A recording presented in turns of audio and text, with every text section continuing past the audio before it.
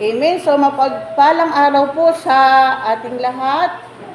At tayo po ngayon ay dadako na sa pag-aaral ng salita ng Diyos. Tayo po ba'y handang-handa na makinig ng salita ng Panginoon? Na ito po ay matatagpuan natin sa pangalawang Thessalonica chapter 3 verses 6 to 15. Sabi po rito, mga kapatid, inuutos namin sa inyo sa pangalan ng Panginoong Hesukristo na layuan ang mga tamad at ayaw mamuhay ayon sa mga tagubilin namin sa inyo. Alam naman ninyo na dapat ninyong tularan ang aming ginawa. Hindi kami nahiyang magtrabaho nang kami nariyan pa. Hindi kami tumanggap ng anumang bagay ng kanino man nang hindi namin binabayaran. Nagpagal kami araw at gabi upang hindi maging pasanin ng sino man sa inyo. Ginawa namin ito hindi dahil sa wala kaming karapatang maghintay ng inyong tulong, kundi upang kayo bigyan ng halimbawang dapat sundan. Sabi rito, nang nakasama pa ninyo kami, ito ang tagubiling ibinigay namin sa inyo. Huwag maging pasanin ang sino man na ayaw gumawa. Binanggit namin ito sapagkat nabalita na may ilan sa inyo na ayaw magtrabaho at walang inatupag kundi maghimasok sa buhay ng may buhay. Sa pangalan ng Panginoong Hesukristo, mahigpit naming ipinagtagubilin sa mga taong ito na sila'y maghanap buhay at mamuhay ng maayos. 13. Mga kapatid, huwag kayong magsasawa sa paggawa ng mabuti. 14. Tandaan ninyo at iwasan ang sino mang ayaw sumunod sa mga tagubilin sa sulat na ito upang siya'y mapahiya. Ngunit huwag naman ninyo siyang ituring na kaaway, sa halip, pangaralan ninyo sila bilang kapatid. So tayo pong lahat ay manalangin. Hallelujah. Salamat po aming Ama sa oras na ito, sa iyong mga banal na salita na pinagkaloob mo sa amin sa umagang ito. Patuloy niyo po itong pagpalain, Panginoon, at kung ano lamang po yung nais mong ipahayag sa aming kalagitnaan sa oras na ito, siya lamang pong mangyayari, siya lamang pong dadaloy, Panginoon, sa panggitan po ng patnubay ng iyong banal Espiritu Santo, O God. At salamat po sa masaganang kapahayagan, wisdom and knowledge, Panginoon, at kapangyarihan ng iyong banal na salita na dadaloy sa oras na ito sa aming kalagitnaan, at balutin mo yung banal na presensyang lugar na ito, at patuloy mo po kaming pangunahan ng iyong banal Espiritu Santo. In Jesus' name we pray. Amen. Palakpakan po muli natin ang Panginoon. So ito po ay isinulat nila Pablo, Silas at Timoteo bilang babala sa mga Kristiyano na mga tamad. Sino po rito ang mga mananampalataya? Taas ang kamay. Amen. So tayo po yun. So hindi po kalooban ng Diyos na tayo bilang isang mananampalataya na tayo ay hindi nagtatrabaho, tayo ay hindi naghahanap buhay, na umaasa na lamang po tayo sa mga bigay ng mga nasa loob ng iglesia, sa mga kapatiran o galing mismo sa iglesia. So hindi po kalooban ng Diyos na tayo ay umaasa doon. Ang nais ng Panginoon na kailangan nating maghanap buhay. Maglingkod ka, maghanap buhay ka rin. Hindi mo pwedeng iasa ang sambayan mo sa mga pagpapala na galing sa iglesia. Amen? Kaya nga po ang sabi rito na sa verse 6, sabi rito, mga kapatid, inuutos namin sa inyo na sa pangalan ng Panginoong Hesukristo na layuan ang mga tamad at ayaw mamuhay ayon sa mga tagubilin namin sa inyo. So una, layuan ang mga tamad na mananampalataya. Halimbawa, ikaw ay isang mananampalataya at ikaw ay tamad. Ayaw mong magtrabaho, ayaw mong maghanap buhay. Gusto mo'y pabanjing-banjing ka laang, oo, naglilingkod ka sa Panginoon, pero ayaw mo namang magtrabaho, ayaw mong gumawa ng paraan para ikaw ay kumita, para ikaw ay magkaroon ka ng sarili mong kita, para sa pangangailangan mo sa araw-araw, at ikaw ay umaasa lamang sa bigay ng church o sa bigay ng mga kapatiran. So hindi po kalooban ng Diyos na tayo ay umasa doon. Bakit? Sapagkat hindi nga po lahat ng nasa loob ng iglesia o lalong-lalo na po yung grupong ito ay hindi po mayayaman. Kumbaga, ang mga narito, sabi nila, talimago, mga dilis, wala pong mga lapu-lapu, walang mga tuna na malalaking isda, kundi puro po mga mahihinang klase lamang na pinagsama-sama tayo dito. So walang kakayanan ang mga miyembro sa iglesyang ito para tustusan yung ibang mga naglilingkod, para doon lamang sila umaasa para sa ikabubuhay nila sa araw-araw ng kanilang mga buhay. Kaya nga po sabi rito na kailangang layuan ang mga matamad at ayaw mamuhay sa mga tagubilin namin sa inyo. Kasi ang naisilay, kailangan mo ring maghanap buhay. Hindi pwedeng idahilan mo ako'y naglilingkod sa Panginoon. Hindi ako maghahanap buhay. Bahala ang church sa akin. Bahala ang mga kapatiran sa akin. No! Kailangan nating maghanap buhay. Kailangan nating magtrabaho. Huwag nating iasa ang ating pangangailangan sa loob ng iglesia. Sapagkat hirap na nga po ang church ay. Di ba? Hirap ang church. Walang pera ang church. Kulang at kulang ang pera na pumapasok sa church. So, kailangan mo na magtrabaho ka, maghanap buhay ka. Amen? Hindi yung, kung hindi naman, ikaw ay tatamad-tamad ka sa loob ng church. Yung iba ay trabahong-trabaho, naglilinis ng church, naghahalaman, sila naglilingkod sa church, at ikaw na may tatamad-tamad, pa cellphone ka lang, paupo-upo ka lang, pag minsan nagdidemand ka lang. So, hindi po. Dapat ganun tayo. Dapat makiisa po tayo sa lahat ng ginagawa sa loob ng church. Natulong po tayo. Amen? Amen. Palakpakan po natin ng Panginoon. Sabi nga po rito sa verse 10, nang kasama pa ninyo kami, ito ang tagubiling ibinigay namin sa iyo, huwag pakainin ang sino mang ayaw gumawa. So yung mga ayaw gumawa, ayaw kumilos, ayaw magtrabaho sa loob ng church, ay kung may huwag mo pakainin, hindi tayo nagkakasala doon, di ba? Kasi sabi rito, huwag pakainin na, yung mga sino mang ayaw gumawa. So huwag mo pakainin. Ang pakainin mo lang yung mga nagtatrabaho sa loob ng church. Amen? At sabi rin po sa verse 11, alam naman ninyo na dapat yung tularan ang aming ginawa. Hindi kami nahiyang magtrabaho nang kami nariyan pa. So hindi sila nahiyang magtrabaho. Nung sila ay naroon pa, sila si Timothy, si Silas, at saka si Pablo. Hindi sila nahiyang magtrabaho o magbanat ng buto. Ibig sabihin, lahat siguro na pwede nilang pagkakakitaan, ay pinapasok nila para sila ay kumita ng sarili nilang pera. Para ipakita nila na dapat ninyo kaming tularan, kailangan yung magtrabaho, hindi dapat mahiya na ikaw ay magtrabaho. Kung anong trabaho meron dyan, pasukan mo. Amen? Huwag kang umasa sa bigay laang ng church na yun, doon mo kukunin ang lahat ng iyong pangangailangan. So, kailangan mo magtrabaho. Hindi ka dapat mahiya. Anong magtrabaho meron dyan? Kailangan mo yung papasukan. Kaya nga po sabi rito na sa verse 11, binanggit namin ito sapagkat nabalitaan namin may ilan sa inyo na ayaw magtrabaho at walang inaatupag, kundi maghimasok sa buhay ng may buhay. So bakit kailangan nating magtrabaho? Kasi kung wala kang trabaho, kung ano-anong inaatupag mo, nakikialam ka sa buhay ng may buhay, nangihimasok ka sa buhay ng may buhay. Kaya paano? At paano yung ayaw mo magtrabaho? So anong gagawin mo? Yun yung gagawin mo.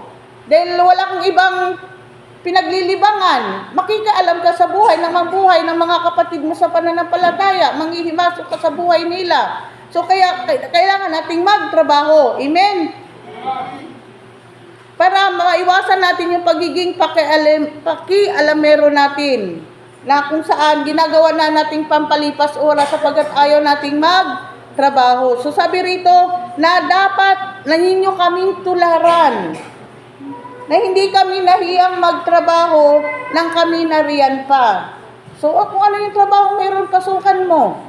Huwag kang mamili para lang ikaw ay makasurvive ka sa araw-araw. Huwag kang umasa sa church. Huwag kang umasa sa mga kapatid mo sa pananampalataya kung ano yung pwedeng ibigay sa iyo. Amen? So kailangan nating magtrabaho. Kailangan nating magbanat ng buto. Lahat pwede mo pasukin na trabaho para mayroon kang panggastos araw-araw.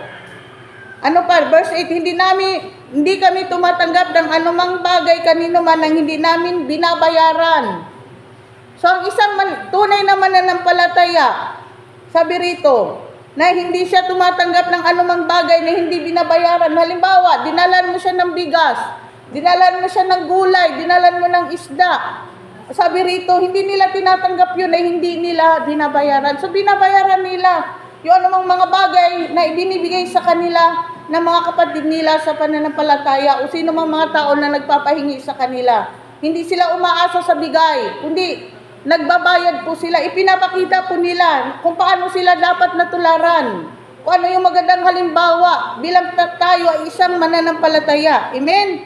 Sabi rito, nagpagal kami araw at gabi upang hindi kami maging pasanin ng sino man sa inyo. So nagpapagal sila araw at gabi, nagtatrabaho sila.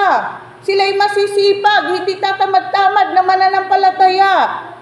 Amen? Hindi yung, hayo ka, tutulog.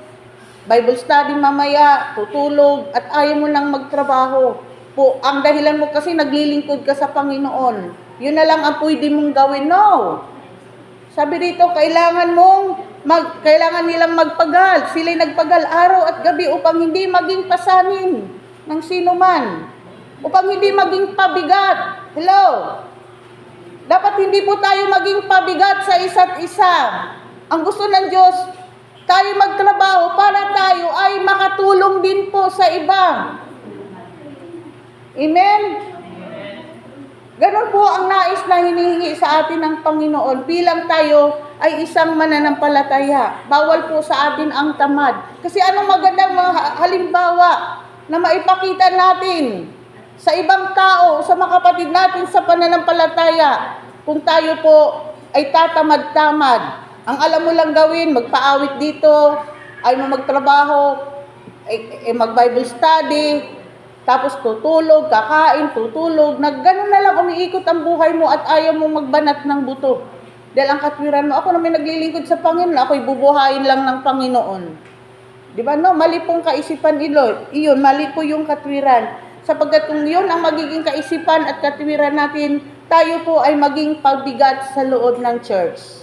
Amen? So, kailangan nating magbanat ng buto, kailangan nating magtrabaho, at kung kinakailangan na yung mga bagay na ibinibigay sa atin, kung kailangan nating bayaran natin iyon. At kailangan nating magtrabaho araw at gabi upang hindi tayo maging pasanin ng sino man sa loob ng iglesia. So ito yung hinihingi nila Pablo, nila Timothy, nila Silas po sa mga mananampalataya. Amen? So ganoon din po dapat ang bawat isa sa atin. Kailangan po nating magtrabaho, hindi yung katwiran natin na tayo naglilingkod sa Panginoon. Bahala ang Panginoon sa atin. No. Kailangan nating magtrabaho. Kung kinakailangan mo magtanim ka. Kailangan mag-alaga ng baboy, mag-alaga ka ng baboy. Tulad nila Pastora, Hindi sila naasa kasi wala naman talagang aasahan. Sila pa nga yung nagpapahingi, sila pa yung tumutulong, sila pa yung nagbibigay, sila pa yung nagpapakain. Hello? So, dapat maging ganun din po tayo. Gagawa po tayo ng paraan kung paano pa tayo kumikita sa araw-araw. Lalong-lalo na pagdating ng linggo, dapat meron tayong naibibigay para sa gawain ng Panginoon. Amen? Mas maganda yung tayo yung nagbibigay kaysa tayo yung tumatanggap. Bakit? Kasi kung habang tayo nagbibigay, naghahasik tayo ng binhi nun. At habang tayo naghahasik ng binhi, uusbong yon, mamunga yon, at aanihin po natin, balik po yun sa atin. So ano ang ating aanihin? Kung wala po tayong naibibigay sa loob ng iglesia, sa gawain ng Panginoon, wala po tayong aanihin. Minsan nangihinayang pa tayo na magbigay para sa gawain ng Panginoon. Amen? Amen. Sabi po rito, sa pangalan ng Panginoong Hesukristo, mahigpit naming ipinagtatagubilin sa mga taong ito na siya'y maghanap buhay at mamuhay ng maayos. So, kailangan natin talagang maghanap buhay. Kailangan natin magtrabaho, kailangan natin magbanat ng buto. Kailangan natin kumita. Yung may tinatanggap tayo sa araw-araw. Huwag tayong umasa sa loob ng iglesia. Amen? Sapagkat hindi po yun ang kalooban ng Panginoon. Kasi mahirap mamuhay ng maayos kung wala tayong trabaho, kung wala kang hanap buhay. Paano ka mamuhay ng maayos? Mamalimos ka sa mga kapatiran, Makikikain ka pag sa oras ng kainan, pupunta ka sa bahay ng kapatiran mo para makikain ka kasi wala kang makain kasi ayaw mo magtrabaho. Di ba nakakahiya? Anong magandang halimbawa ang maipakita natin sa mga kapatid natin sa pananampalataya kung ganun yung ating gawain? O mamalimos tayo? Sis, baka may bigas ka dyan, pahingi naman bigas. Wala akong maisaing kasi ayaw mo magtrabaho, ayaw mo magbanat ng buto. Ay busy kasi ako sis, ako'y humayo, ako'y nag-Bible study, ako'y nag-practice sa church, kaya wala akong time maghanap buhay, wala akong time magtrabaho. So maling kaisipan, maling katwiran. Nakakahiya po tayo kung maging ganun po yung ating pag-uugali, kung ganun yung ating ginagawa. So napakahalaga na tayo bilang isang mananampalataya, hindi lamang tayo masipag para sa gawain ng Panginoon, kundi kailangan nating masipag sa pagbabanat ng buto sa ating paghahanap buhay. Amen? Para meron tayong pagkakakitaan sa araw-araw. Meron tayong mapagkunan sa lahat ng ating pangangailangan. Hindi mo pwedeng, Pastora, kapatid, pahablog muna, wala akong pambayad ng kuryente. Ako kasi busy sa church wala akong time magtrabaho. Pautang mo na pambayad ng kuryente. So mali. Sinong ganon? Wala naman siguro dito yon. Amen? So mali po yun. So kailangan nating magtrabaho. Kailangan nating magbanat ng buto. Ano pa? Ginawa namin ito hindi dahil sa wala kaming karapatang maghintay ng inyong tulong, kundi upang bigyan ng halimbawang dapat sundan. So ipinapakita nila na sila'y naghahanap buhay. Araw at gabi sila'y nagpapagal. Na hindi sila naghihintay ng tulong na galing sa mga kapatid, na galing sa loob ng iglesia, upang sila'y maging magandang halimbawa na dapat sundan. Na hindi pwedeng tatamad-tamad ang isang mananampalataya, na kailangan ng isang mananampalataya, kailangan niyang maging masipag din sa paghahanap buhay. Maparaan. Amen? Hindi umaasa na naghihintay na lang ng tulong na galing sa iba, kundi ginagawa niya ang lahat para rin po siya ay kumikita sa araw-araw ng kanyang buhay. Sabi rito, upang bigyan ng halimbawa na dapat sundan. So ganun ang tunay na mananampalataya. Marunong maghanap buhay, naglilingkod sa Panginoon. Maalam magtrabaho. Amen? Ano pa? 13, mga kapatid, huwag kayong magsawa sa paggawa ng mabuti. So huwag kayong magsawa sa paggawa ng mabuti. Hindi lamang kasi yung paglilingkod lang ang pwede nating ikatwiran na ikay nagpapaawit, ikay tumutugtog dyan, ikay nangangaral ng salita ng Diyos, kundi kailangan mo ring gumawa ng kabutihan. So paano kakagawa ng kabutihan kung ikaw ay hindi ka nagtatrabaho, hindi ka naghahanap buhay? Paano kang tumulong sa kapwa mo, sa kapatid mo, sa pananampalataya na nangangailangan kung ayaw mong magtrabaho? Sabi sa 2 Corinto chapter 8 verse 7, sabi rito, kayo'y tanyag sa pananampalataya, sa pagpapahayag, sa kaalaman, sa kasipagan, at sa inyong pag-ibig sa amin. Sikapin din yung manguna kayo sa pagkakawang gawa. So ano yung dapat na huwag nating pagsawaan sa paggawa ng kabutihan? Yung pagkakawang gawa natin, yung pagtulong natin sa mga kapatid natin, na hindi yung paglilingkod lamang ang ating gagawin, kundi maging pagpapala rin po tayo sa iba, sa financial, sa emotional, sa material. Hindi yung puro ka lang pangangaral ng salita ng Diyos. Hindi po pwede ang ganon. So kailangan nating magtrabaho para, sabi rito, upang sikapan natin na tayo ay manguna sa pagkakawang gawa, sa pagtulong sa mga kapatid natin na nangangailangan o sa ibang tao na nangangailangan, para maging magandang halimbawa tayo na dapat tularan bilang isang mananampalataya na hindi tayo tatamad-tamad. Amen? Amen. Kaya sikapin natin na mangunguna tayo sa pagkakawang gawa. Huwag tayong magsawa sa paggawa ng kabutihan. Ano pa? Tandaan ninyo at iwasan ang sino mang ayaw sumunod sa mga tagubilin sa sulat na ito upang siya'y mapahiya. Anong gagawin? Iwasan pa nga eh. Inuutos dito, iwasan ang sino mang ayaw sumunod sa mga tagubili namin. Lalo ikay tatamad-tamad. Sabi iwasan upang sila ay mapapahiya. Kung mayroon kang kapatid na ayaw magbanat ng buto, ayaw magtrabaho, at naasa na lang sa mga pahingi ng kapatiran ng iglesia, ay sabi rito iwasan. Sabi po rito iwasan, layuan, iwasan. Bakit? Kasi magiging abusado kasi eh. Pag hindi mo yun iiwasan, ay bakit lagi na lang uutangan, lagi ka na lang hiingan. Sis, pangutang ng pamalingki, wala akong pamalingki. At ako'y humayo. Di ba? Maling kaitwiran iyon. So dapat maging parehas po tayo. Tayo naglilingkod sa Panginoon, tayo rin po ay naghanap buhay. At yung mga ganitong tao na ayaw magtrabaho, sabi rito, kailangang iwasan siya. Ang sino mang ayaw sumunod sa mga tagubiling ito na ayaw niya magtrabaho, tatamad-tamad laang. Sabi rito, ngunit huwag naman niyo siyang ituring na kaaway. Huwag naman ituring natin kaaway na ating aawayin, na ating dito hahatulan o husgahan. Kundi, kausapin natin siya bilang isang kapatid sa pananampalataya. Susuyuin mo, sis. Pwede ka naman sigurong maglabada, pwede ka namang magtinda ng mga merienda, ng mga banana Q. Para ikay kumita ka ng sarili mong pera na hindi ka umaasa sa mga kapatiran.